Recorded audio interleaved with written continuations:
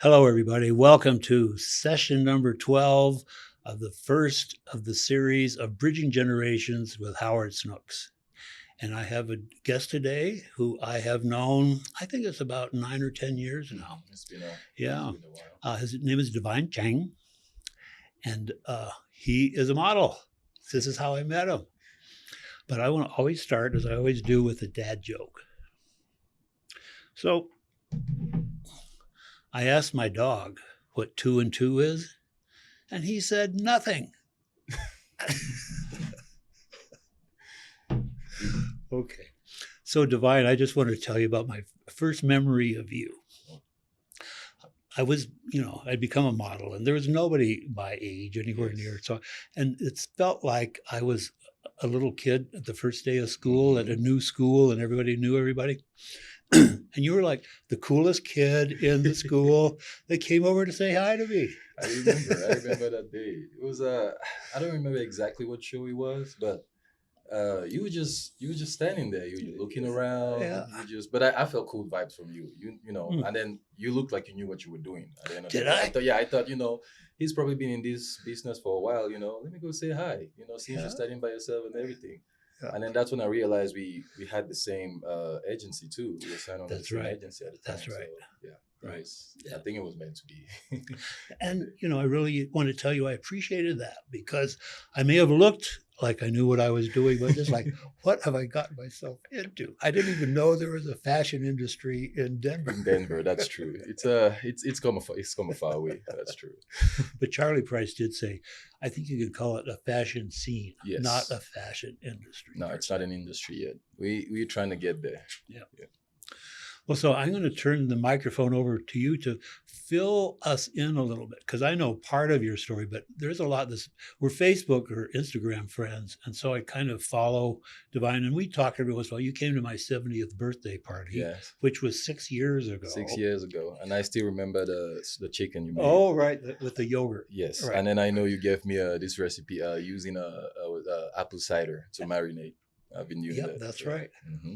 It's a good way to do it. It is. It keeps the chicken breast from getting dry. Exactly. A lot of flavor. Keeps all the flavor in it too. All right. Well, I'm glad I contributed to your nutrition. Thank you.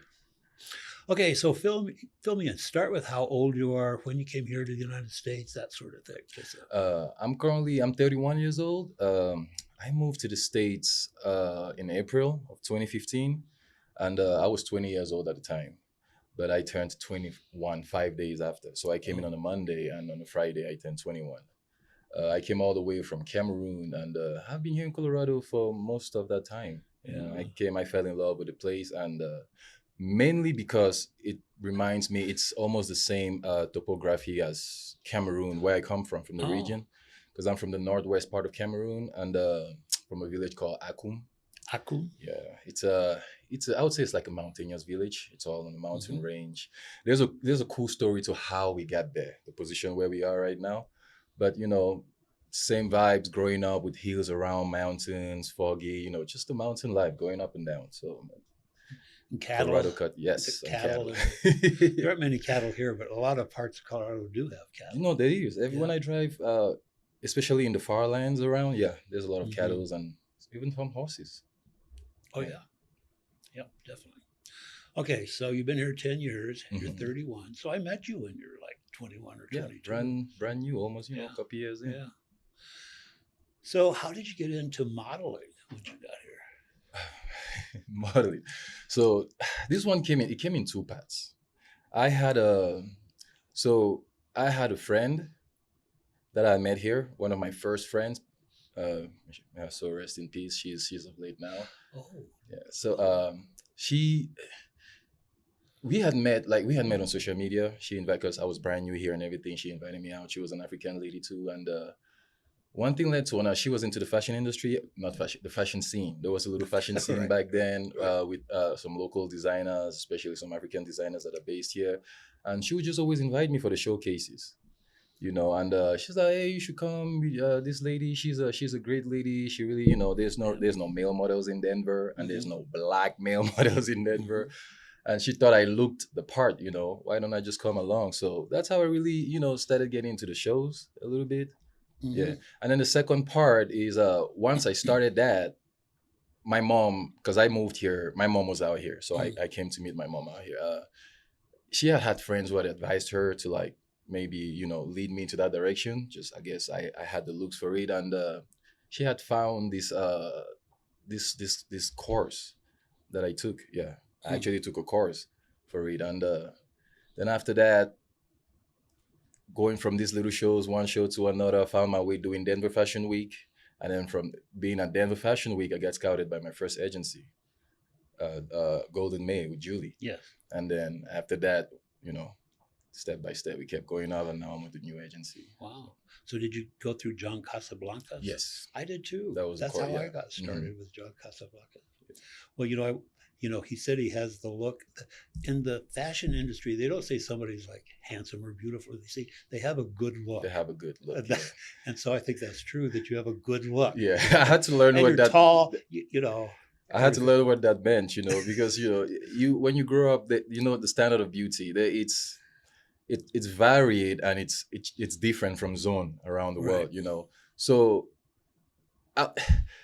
with modeling, it's not about. I mean, you could be the most handsome man on the planet, but you don't have a good look for a model.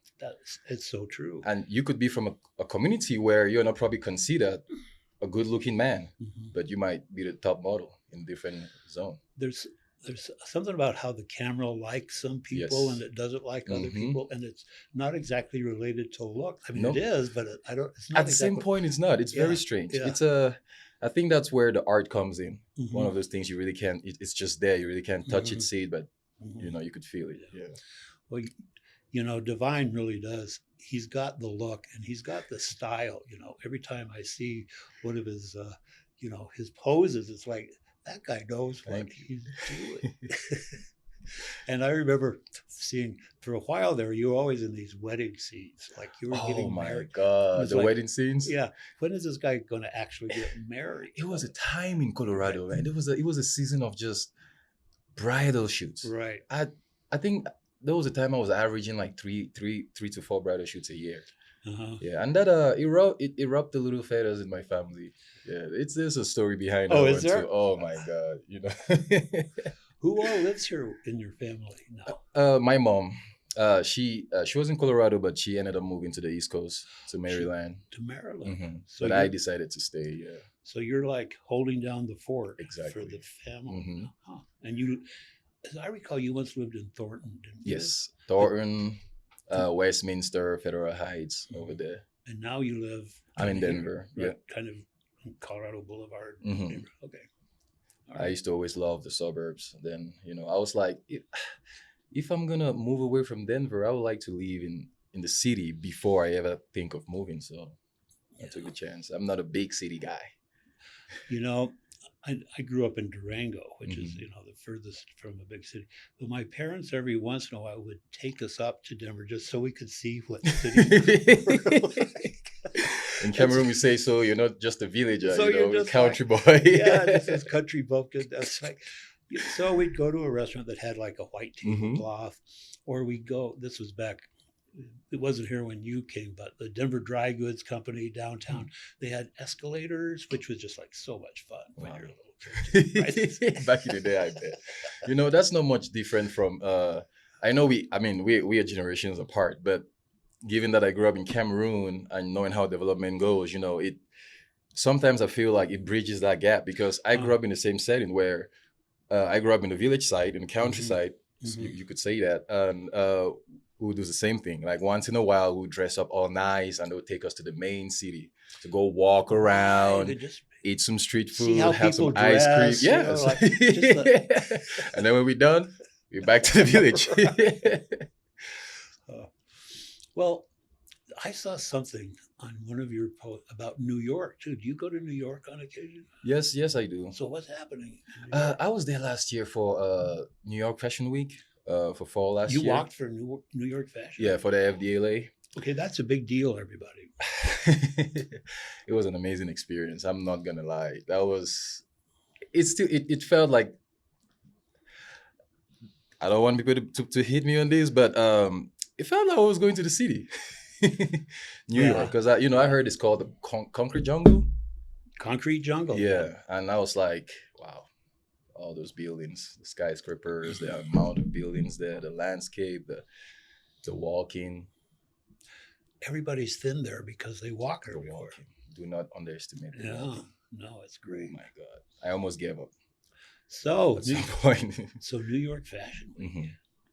And was it as fabulous as everyone says it is? It is. Is it like the Denver Fashion Week but bigger? Nah. I would say it's man, it's more. There's more moving parts to New York Fashion Week than Mhm. Denver Fashion Week. There's more shows happening around Right. New York Fashion Week, and on the same token, there are more like official shows happening and there's side shows happening, Right, sideshows. and it's it's one of those things where you finish a show and sometimes you don't even have time to thank the designer and you have to be out Oh, because you have a next show gotcha. in the next city that you have to go catch So you in the same day. so you walked more than once. Oh, I did walk more than once. Wow. There were days I was doing 2 shows a day. Did walk more than once. Then the final show was the FDLA. Well, what if your head gets turned enough where, okay, I'm leaving Denver behind. I'm off to New York City. Is that going to happen? Oh, I think, I've thought about that, but I've never really been a huge city guy. I could handle Denver. New York, I could see myself there for a few months, couple months for work or whatnot, but living out there, it's a major lifestyle change. I went to grad school back east in Massachusetts. I didn't Mhm. live in New York, but I, got to go to New York and got to be somewhat familiar with it. And there's something that's really compelling about it. It is. It's a beautiful place. Yeah. It is. I just kept getting lost. The trains, the transit. Yeah. Oh my God! You take a train, and just because you didn't pay attention to the north sign or the Mhm. west sign or whatever, you realize that you're going 20 minutes the opposite direction, and then that adds easily a 30-minute, 40-minute commute to your train. It was a learning curve. Well, do you have something else you do besides modeling? Uh, You're in music, I think. Yes, now, too. Well, music. I don't want to sound corny, but music was kind of like my first love. So, and it was something that I've done for a while. I've always done, but for some reason, modeling took a greater part of my success so far. But I'm still doing music. Yes. Well, tell us about it. The genre that it's you would say we call it Afrobeat, but I'm more Mhm. into a fusion. Okay. So I do more of a fusion with R&B, rap, and soon I'm trying to experiment with country, like country Afro vibes. But You and I'm still in an Beyonce- experimental you and stage. Beyonce. Yes. No. Beyonce, I think hers is a little bit more country, but more country, and maybe Right. country, a little bit R&B in there. But yeah, Wow. You know who I like in country music right now is Morgan Wallen. yeah. I think there's just something about his songs that really capture me. And then there's that song about choosing Texas. Mhm. What's the name of the woman's? I'm forgetting her name, but it is my current favorite song Wow. because she's got, she has his boyfriend in Mm-hmm. Tennessee, but he was from Texas, and then she made this mistake and went back to Texas with him, Oh my. and then she's from Texas. I could see there's some woman in the room, and she's from Texas. She could tell the way she stamps around the room, Mhm.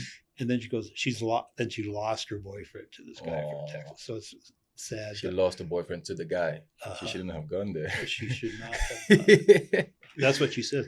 Something about how when he talked about how much he loved the sunsets in Abilene, I Mhm. should have known better. Oh But my God. You know what? It's so growing up, right? This is a story that a lot of people don't know, but the first genre of music that I actually learned to know, growing up as a little kid, knowing what a radio is, Yeah. knowing what music is. So the first genre was actually country. Yeah, but how that came apart was came to happen was my uncle had an old radio. Mhm. It was an old cassette radio. You could play sure. the FM and AM, Sure. but then you could put the old cassettes that Sure. You remember the cassette? Well, yeah. It's just I a was joke. grown. I was grown up when they had Yeah. cassettes. So there was this day I was at home, just bored, and I was going through this bag of cassettes.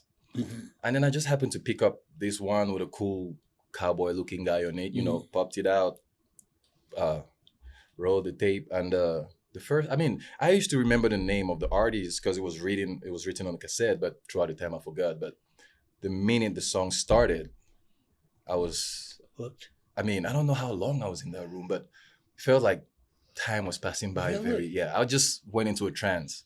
I had my ear glued onto Interesting. the radio, the Interesting. sounds, the heavy tone of the voice, the guitar, the story. It was just, I don't know. It was something. I still, up till today, it's a feeling that follows me everywhere. But then I always used to try to talk about it in the past. But again, I didn't really know much about country because I was in Cameroon. But then when I came to America, being a black person, and hearing how people do not really listen to country. Oh, yeah. Because I used to be like, oh, what's your favorite genre? I'm like, country. Look at me like, what do you mean country? I'm like, what's wrong with country? Then I found out there's a whole war going on. Oh, country isn't as social Yep. differentiation. But then I grew the ear and I was able to differentiate because I also realized that the old country, like the one I used to listen to, has nothing to do with what they're doing today. Yeah. It's not the same feel. It's Yeah. not the same rawness. It's not the same like grunt. Mhm. Oh man, I miss those days. Well, the first record album that came into my house when I was Mm-hmm. a kid, we got a record player. My sister got a record player for Christmas, and it was Johnny Cash. I Walked the Line, his very first album. like So that his was the music first too. album that Wow. came into our house. You started on the right foot. Right. Well, so your music's on YouTube. I have songs out. So I have about 12 tracks on streaming platforms, Spotify. YouTube, Mhm. Apple Music. You could find some on Instagram. My latest track, it's just a freestyle because like I said, when I started music, I started rapping all the Mhm. way back home. Mhm. One of my biggest influencers, Lil Wayne. It's very monumental in Cameroon when it comes to the rap scene. But then somewhere along the road, I got bored with the art of rapping, and I Yep. started dabbling into music arrangement and engineering, and then later on, I get into singing Afro. But you started with engineering and stuff. Yes. So did you meet somebody that helped you get into the scene? Oh yeah. Fill me in about that. Since this is bridging generations. Oh man, Eddie. His name is Eddie. Eddie, He's been, I don't know, he was a blessing in disguise. So Eddie was my big bro in the neighborhood. Yeah. I know if you watch this, Eddie, I owe you everything.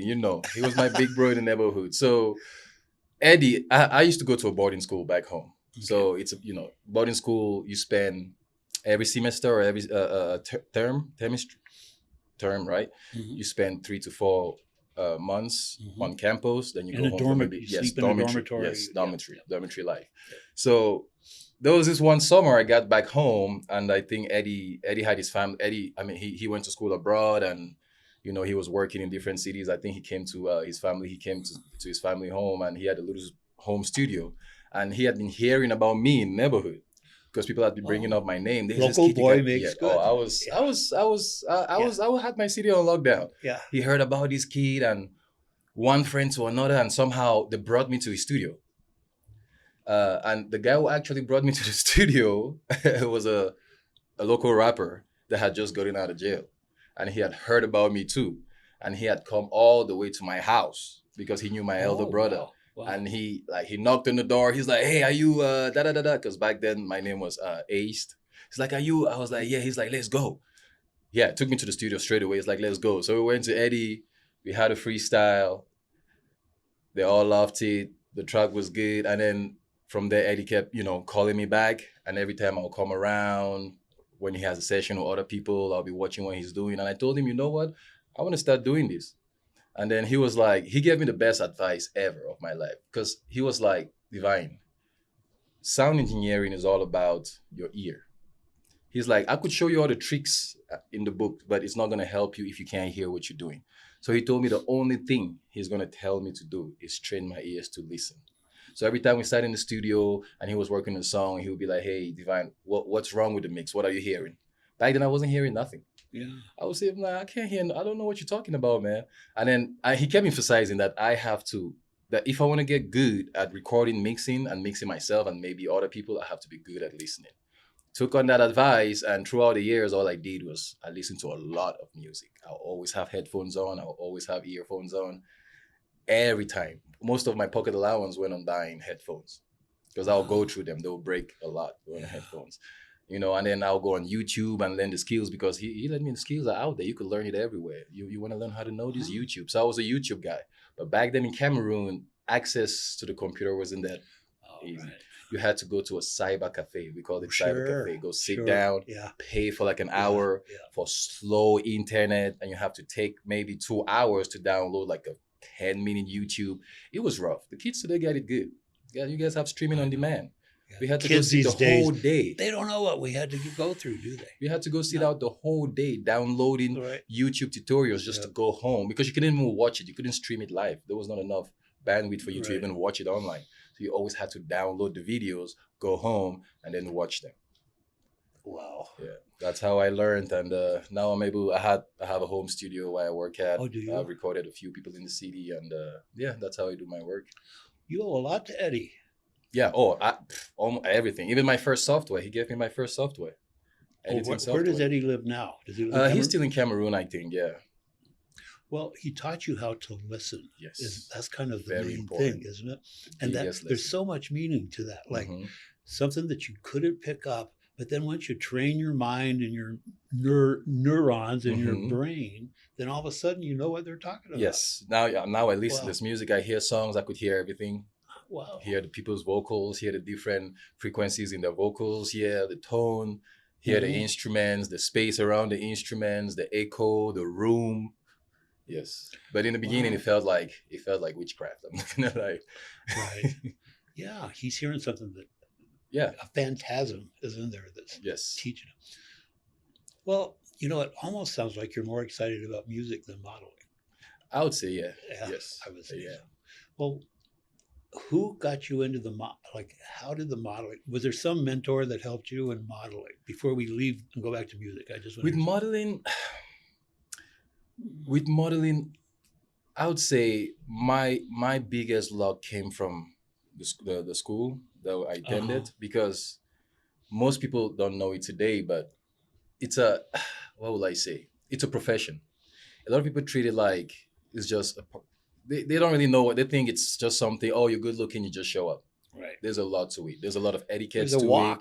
There's a walk. How to walk. Different walks. Yeah. There's even the professional side of it. How to behave. How to talk. How to negotiate contracts. And how to shape your body too. This is what you're good at. Yes. This is what you're good at. I think. Yep. Well, but also just how you position your body when they're taking your picture. Exactly. And even your skincare routine, the foods you eat, exercises. Yep. And then makeup too. And they're kind of harsh, don't you think? Like they're not like real gentle people. No, they're not gentle people. And it's one of those controversial things in modeling when they're like, oh, people are so hard. But it's like sometimes I'm like, if you put yourself in some of these people's shoes, it would make a little sense because you work in fashion is one of those things. It's like it's not live music. Sometimes you prepare a track, you practice a lot, and then you come on stage and everything is rehearsed, the lights, everything is in place. Modeling is one of those things where everything happens live. Right. You could set the stage, you could do everything, but the show itself just happens when it happens. There's no retakes. No, that's good. I love that. So it's like if you were a wrong cast for the show, it's gonna come true. It's gonna be seen because there's no retakes. There's no maybe we should call someone. No, so it's one of those moving pieces where there's not really a lot of time there's no room for mistake. Right. Like the margin for mistake is very thin. Right. So a lot of the organizers and the show directors, it's constant stress with them because again it's a live show. People are sitting down. You haven't rehearsed this with people yet. You don't even know how the room is gonna look yet. You don't know who is gonna be there yet. You don't know how the crowd. So and then you start the show, and when you start the show, it's when you start even criticizing as the show is going on. So if there's it's one of those things. There's a mistake, it goes through. Like you said, there's shows where people fall on stage. You can't redo Right. that. You can't. Somebody did that in one of my Exactly. shows. It's one of those things. So you have to Yeah. learn how to deal with that too. So, it's when you put all that together and you have a short period of time and you have all these clothes, and a lot of clothes cost a lot of money sometimes. Yeah. And a lot of times there's people backstage volunteering, helping out. So, time becomes very valuable and mistakes become less tolerated. Well, this was one of my first experiences. Mhm. When my first Denver Fashion Week show, backstage, there's total chaos Yes. back there. Total chaos. Yes. And there's people dressing and undressing. Mhm. There's no place to dress or undress. Nope. And there's Gotta go. hair being done here, makeup being done here, people playing games and stuff, waiting because there's Mhm. many hours of waiting. But it just goes. It's just this loud. Yes. And it's a mess. And then the show starts, Yes. and all of a sudden, Everything falls into place. everything falls into place. Exactly. I just think there's something. It's beautiful. It It's is, art. yeah. It's Yeah. art. Like that's sometimes when I'm backstage, I always I when I talk to my followers, I'm like, you guys, backstage is not as glamorous. Like it's not magic. glamorous, right. Once you cross that Right, curtain right. to step on stage, it's Right, magic. right. Backstage, chaos, like you It's said. absolute chaos. Lighting is not usually even the best. It No. looks like a market, like a night market. Every noisy, everything. But then once the cross Right. the blinds, it's a different world. Just magic. I know. Lights. I know. Photographs. People are watching. I Just had the- no idea there was a world like that. Oh, when I it's took- chaos. Even in New York, it was the same thing. You would think, oh no, I think that's the beauty of the art. That's it. It's chaos, but it's controlled chaos. Right. So you have to be willing to be chaotic, but at the same time focused. Well, you know how I got into it even? It was just by chance in a way. It was 2015, the year Mhm. it was just a bad year for me. Lots of things happened. I got divorced. Oh, My you father told me died. about My that, uncle, yes. just this Yeah, whole series of things. Broke my hip and this Mhm. weird act.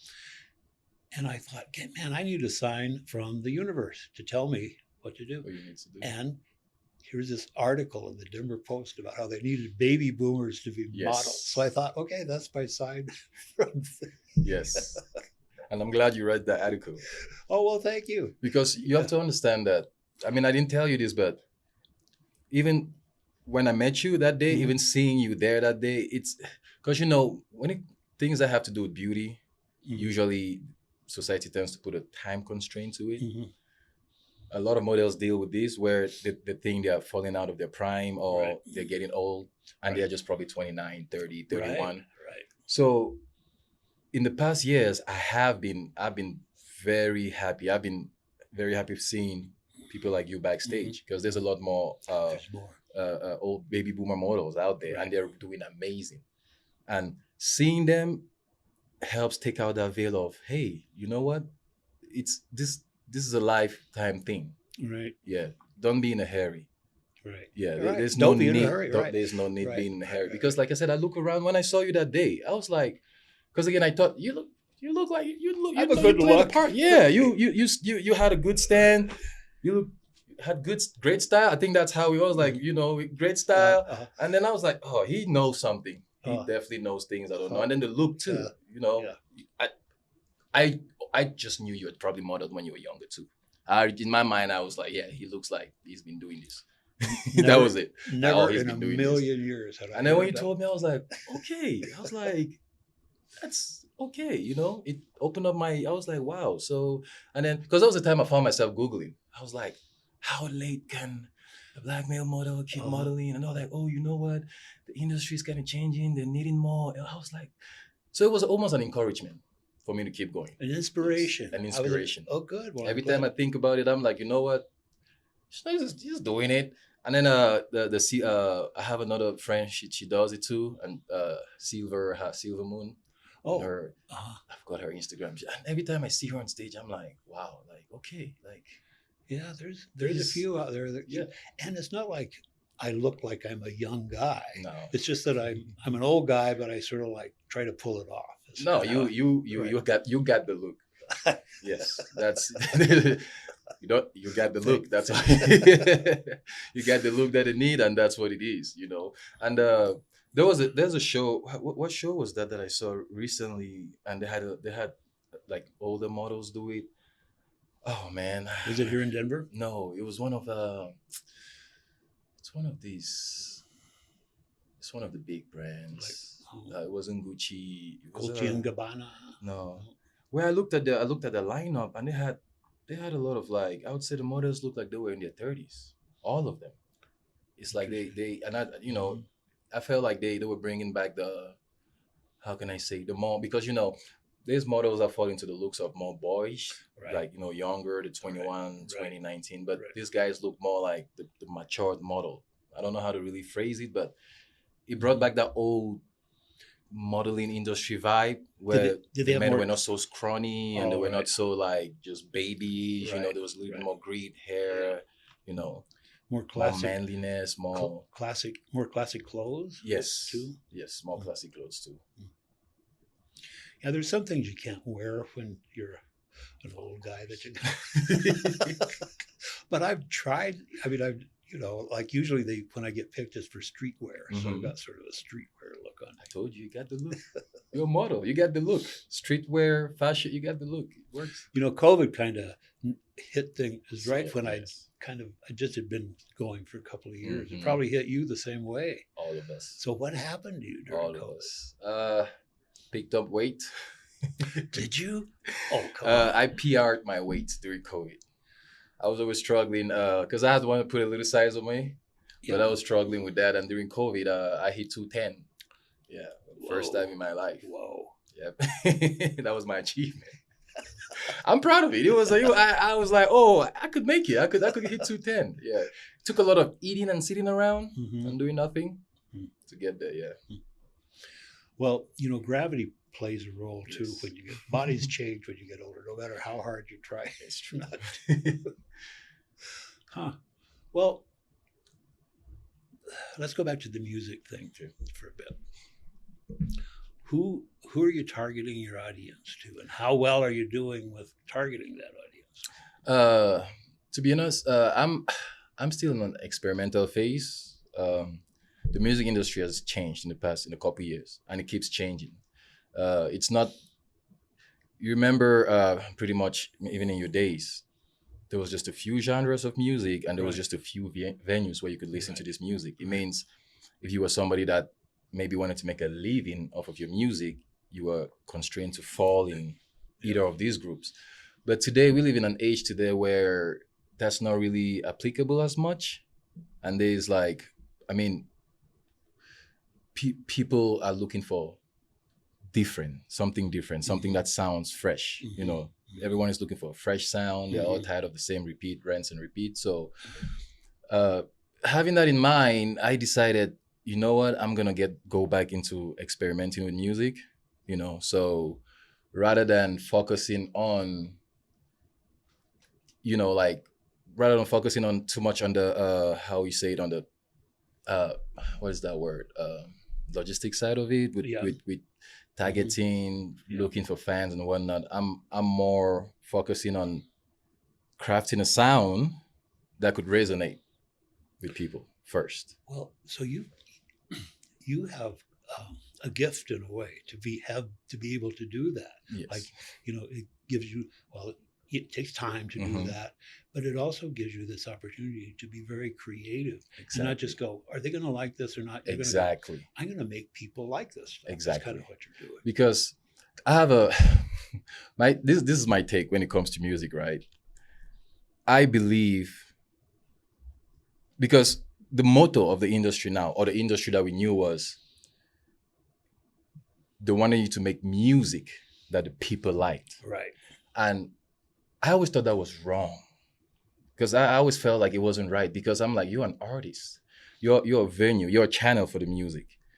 You have to make music that people are going to like, not making music that people like. I don't know if it makes sense. Well, because they're just mimicking. Yes, you're just mimicking. They're just like doing a different riff on the same tune. On the same tune, just scale. because, that works. Right. So now it puts the power into the hands of the listeners. But they're listening to you because you are the one with the power. But then you take it because you are supposed to make them feel a way. But now you having them, the listeners, make you sing away. Like, you see what I'm trying to say? Well, you're a muse Yes. playing music instead of Exactly. you're like putting your ear to the ground going, I think this will sound good. for Exactly. everybody. You're actually going, I'm going to make something that's going to wake people up. Exactly. That's- What music again? Because Yeah. you never know you don't know what you don't know. Like the Right. first time I listened to the country music, I didn't I didn't even know what a radio was per se. I didn't really understand what music. I was very young. I was 4 years old. I didn't Yeah. really know much, but listening to what this guy was singing, the instruments and everything, that's how I got sucked into music. Well, you see, He didn't that's know I been- existed. He didn't have to make it for me. Yeah. It was country music. I don't even think it was meant to be in Cameroon. You know what I mean? But I found it and it drew me closer. he picked it up in a bargain bin somewhere. Yes.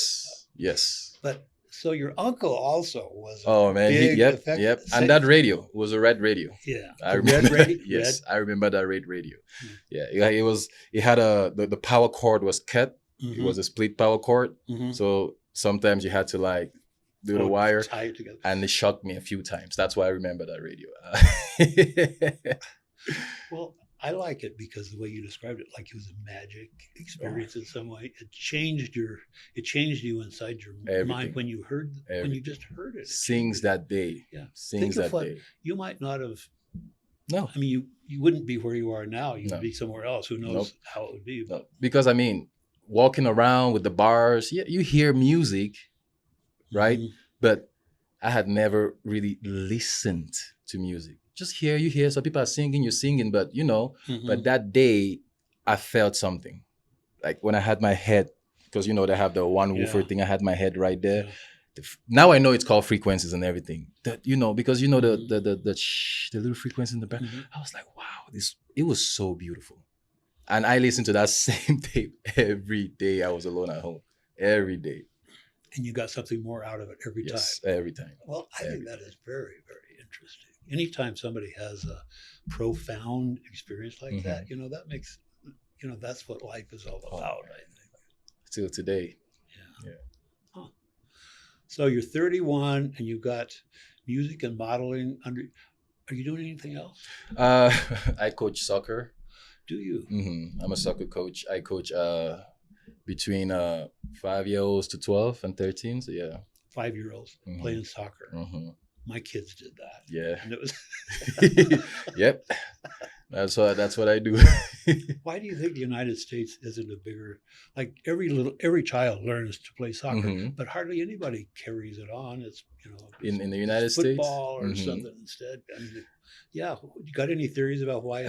Honestly, it's it boils down to something as simple as it's a money thing.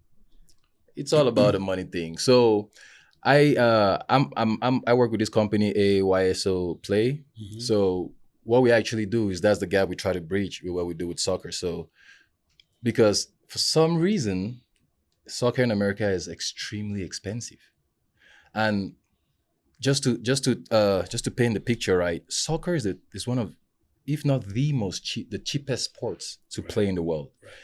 I grew up playing soccer in Cameroon. Soccer is one of those sports where you just need a ball or something around, because sometimes we used to play with bottles. Sometimes we used to play with Sure. fake balls and stuff, and then just people to kick the ball Right. around. But then, like you said, I came to America, and then I played a little bit out here. I played with some clubs out here. I did some scrimmages. I played against the Rapids U20, the U23 when I was like 22, Oh, and it hit me because exactly what you said. The quality of soccer out here wasn't it. right. And when I started investigating, what I found out was that here it's all about the money. Apparently, the soccer camps are very, very expensive. Like the Rapids, I think it's like $4,000 a month. Is it really? Yeah, to have a kid in the academy or something, if I'm not mistaken. But it puts it in a way where now it's privilege that plays the sport. But soccer hasn't been great because of the privilege of playing the sports, because most of the greatest players that have ever walked on the pitch, almost all came from a poor background with Yeah. nothing. Yeah, And soccer that's was true. a way That is to fight the true. poverty. That Soccer is was a way true. to forget you're hungry. Yeah. Soccer was a way to forget there's crime happening. So these people were playing out of passion. And then when they got given the opportunity to make a living out of it, they approach the game differently. So this is what I always tell my soccer guys here in America. I'm like, the reason why soccer here isn't working is simple. I'm like, take a guy from Cameroon. He grew up playing barefooted, playing on rocky earth, playing with balls that are not even up to, standard or whatnot. Right.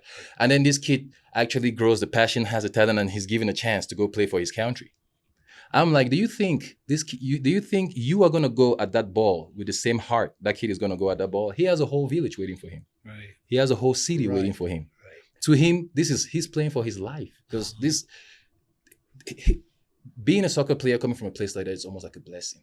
It's one of those rare things, because again, you come from nothing. It's really a sport that takes you from nothing and brings you to a place where you're able to give back. So most of these people who play in different countries, they play with more heart, more passion.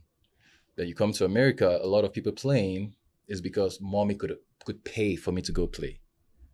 And then the kids that are in the neighborhood that have that passion get left out. So now when you get into the professional field, professional soccer and everything, on one side, you have the guys who are playing because they deserve it. Right. And then on the other side, you have people who are playing because that's it. They have nothing else. Right. I mean, you're playing because you deserve it. He's playing because that's his life. Who's going to play harder? Who's going to play harder? I mean, you deserve it, yes. But that's his life. Right. You have a home to go back to. Right. You have a car to drive. You eat 3 meals a day, 4. He started eating 3 meals a day when he started playing soccer. If he stops playing soccer, I don't think he knows where his meals are going to come from. Who's going to play harder? So that's it. Well, I'm so glad I asked you that question. Yeah. I think it's such a beautiful description Yep. that you did, how you describe it. I'd say hockey is the most expensive of the sports that kids can play, and also it asks the most out of the parents, because they have to be up at 4:30 to get up to practice. But then, and that brings it to now the second part is, the second part is where I think it's messed up, right? Because I feel like one of the major reasons why the soccer is not also encouraged in the United States is because it's a big market in the world. And it's a monopoly in the world of sports out of America. So I'm FIFA. like, exactly, FIFA. So I'm like, FIFA. I don't think Americans want to give up the sports monopoly to the rest of the world without any control in it. Because they have control over the NFL, NHL, and all these institutions, but they do not have control over FIFA. Yeah, the World Series of exactly, baseball. We have the World Series. Yes, but so it's like there is no money for them in it. If you think about it, there is no money to be made in it, because all the money with hockey, the gears are expensive. To even start playing hockey is an investment. American football is an investment. Maybe basketball is the few without an investment, but the height is an investment. It's more like soccer in that way. People from poverty-stricken backgrounds. Yes. So, but again, I feel like it's a monopoly thing. They don't want to lose the grip on the sports, and then they don't just push it. Wow. But let's see. We are hoping that maybe after the World Cup, things get to moving. If the World Cup actually, because my theory is that if soccer was being invested in as much as basketball or as the other sports, I think America would stand to be one of the greatest nations to play. Well, to play the sport. There's always this soccer's on the verge, but it never really takes off. It's very expensive. It's very expensive.